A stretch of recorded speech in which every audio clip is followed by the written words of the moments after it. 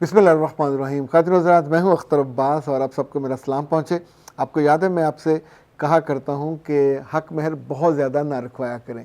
हक महर बच्ची की हिफाजत नहीं करता, हक महर रिश्तों को तोड़ता भी है, बाज़ दफ़ा अज़ियत का बायस बनता है। जो ज़्यादा उतना होना चाहिए जितना आप आसानी से अफोर्ड कर सकें। लाइक तनख्वाह वाला है तो कम अज़ कम उसके 3-4 माह की तनख्वाह के बराबर हो सकता है।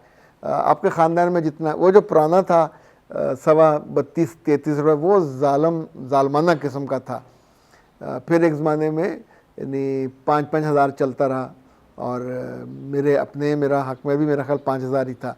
अच्छा, ये फ़ौरन देना आसान होता है और वो जो होता है ना कि बाद में दे दिया जाएगा, वो बिल्कुल ठीक नहीं है। शरीयत का वो मंशा ही नहीं है।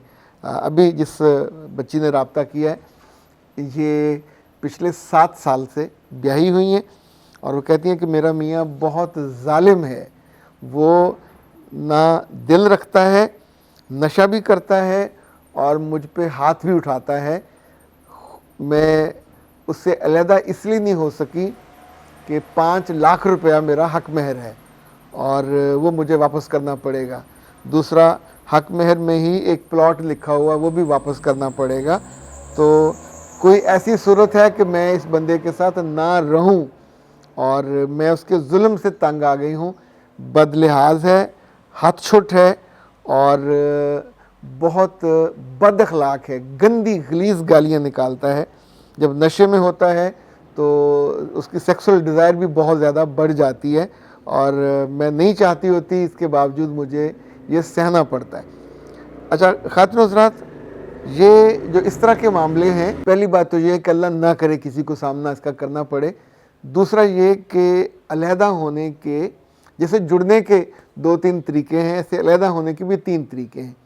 एक तरीका ये है कि डिवोर्स हो जाए, आप वो लड़का ख़ुद दे दे, ख़ानदान जाके रिक्वेस्ट कर ले, डिवोर्स ले ले। लेकिन अगर वो डिवोर्स पे नहीं मानता तो फिर उसका दूसरा रास्ता होता खुला, और खुला में आपको फिर चीज़ें छोड़नी पड़ती हैं। यानी हक महर भी छोड़ना पड़ता है, जो तोहफे ताइफ हैं वो भी छोड़ने पड़ते हैं। समटाइम जहेज़ भी आपको वापस नहीं मिलता, तो ये उसका एक नुकसान होता है, लेकिन आपकी जान छूट जाती है। अब अंदर चीज़ों की मोहब्बत भी हो और वापस भी आना हो तो एक टिकट में कई सारे शो हम चाहते हैं कि वो सारे मिल जाएं। तीसरा जो है वो तनसीख़ निकाह का मामला है।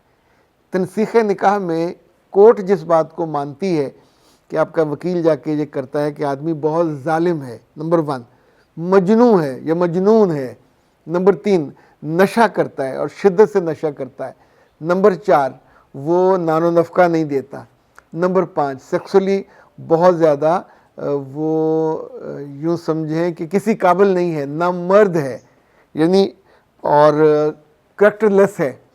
तो ये 6 वजूहात बनती हैं जिनकी बुनियाद पर लड़की या लड़की के घर वाले तनसीख़ निकाह का केस कर सकते हैं।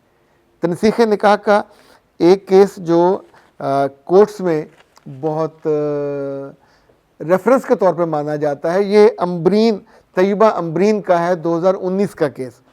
और हुआ ये था कि इस बच्ची ने तनसीख़ निकाह का केस किया तो फैमिली कोर्ट ने उसके हक़ में फ़ैसला कर दिया, उसके निकाह को तोड़ दिया और तनसीख़ कर दी। तनसीख़ कहते हैं ख़त्म करने।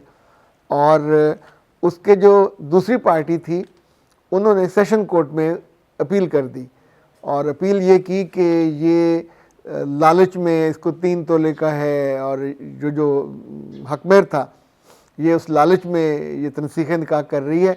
असल में तो ये इस काबिल ही नहीं है कि हकूक़ ज़ौजियत अदा कर सके। ये इस मामले में बहुत बुरी थी और वी वर ऑफेंडेड, और उन्होंने पूरा केस पलट दिया। तो सेशन कोर्ट अपील सुनता होता है, गवाहियों के अथेंटिसिटी वो देखेगा, जिन लोगों ने गवाहियाँ दी हैं उनके बयान कैसे हैं। वो पूरे केस को पलट नहीं सकता, पर उस सेशन कोर्ट ने केस को पलट दिया और तनसीख़ निकाह के उस केस को खुला कर दिया। तनसीख़ निकाह के सारे बेनिफिट, जो तिब्बी फ़ायदे थे वो गए, कफ़ालत के फ़ायदे गए, जो नानो नफ़का के फ़ायदे वो गए और साथ हक महर भी गया। तो उस बच्ची के पेरेंट्स ने फिर हाई कोर्ट में किया, हाई कोर्ट ने भी उनका साथ दिया, लेकिन वो बाज नहीं आए, हिम्मत नहीं हारी, वो सुप्रीम कोर्ट में गए। तो सुप्रीम कोर्ट ने पेशावर हाई कोर्ट के उस तनसीख़ نکاح کو خلا قرار دینے کو نہ صرف باطل قرار دیا بلکہ ساتھ جسٹس طارق مسعود صاحب نے فیملی کورٹ کا فیصلہ بحال کر دیا۔ اچھا، اٹس ویری امپورٹنٹ، یہ آپ کو پتہ ہونا چاہیے۔ اور انہوں نے کہا کہ ظلم کی بنیاد پر طلاق مانگی، بے رحمانہ، ظالمانہ، جابرانہ جو طرز عمل کے باوجود وہ جسمانی تعلق کا دعویٰ یا ڈیمانڈ کیسے کر سکتا ہے؟ یہ دعویٰ حق مہر بچانے کے لیے اس خاتون نے نہیں کیا، جبکہ انہوں نے حق مہر بچانے کے لیے اپیل کی، اور اپیل میں کورٹ نے کیسے کنورٹ کر دیا۔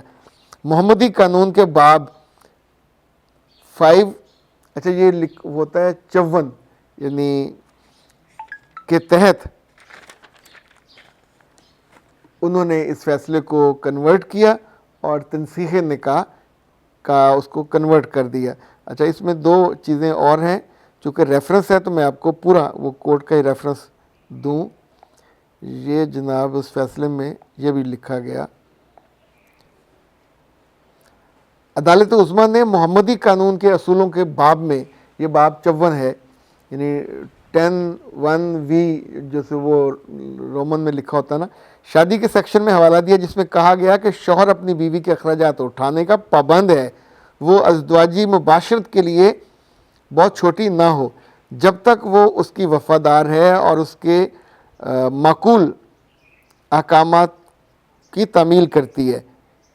دوسرا، لیکن وہ کسی ایسی بیوی کے اخراجات اٹھانے کا پابند نہیں ہے جو خود کو اسے سونپنے سے انکار کرے یا دوسری صورت میں نافرمان ہو، بشرط انکار یا نافرمانی فوری مہر کی عدم ادائیگی کی وجہ سے ہو یا شوہر کے ظلم کی وجہ سے بیوی اس کا گھر چھوڑ کر چلی جائے۔ فیصلے میں مزید کہا گیا کہ بیوی بغیر قانونی وجوہات کے اپنے شوہر کے ساتھ رہنا چھوڑ دیتی ہے تو شوہر بیوی پر ازدواجی حقوق کے لیے، اسے کہتے ہیں تعلق زن و شو کے لیے، مقدمہ کر سکتا ہے۔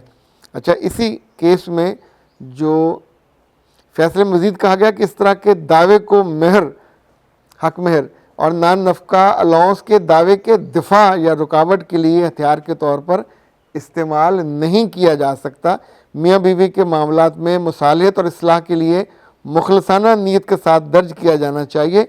ازدواجی بندھن کو عزت، مہربانی اور شوہر کی ذمہ داری کی تکمیل کا ذریعے ہونا چاہیے۔ اور اچھا، بہت عمدہ وہ ہیں ان کی جسٹس صاحب کی جو فائنڈنگز ہیں اور جو رولنگ ہے، تو ظاہر ہے یہی رولنگ ہے جو آگے چلے گی۔ سوال کا مکمل جواب بھی آ گیا اور یہ تینوں چیزوں کا فرق بھی آ گیا کہ طلاق الگ چیز ہے، خلا الگ چیز ہے، اور تنسیخ نکاح کا جو مقدمہ ہے وہ الگ چیز ہے۔ اس کی میں نے آپ کو 4-5 وجوہات بھی بیان کر دی۔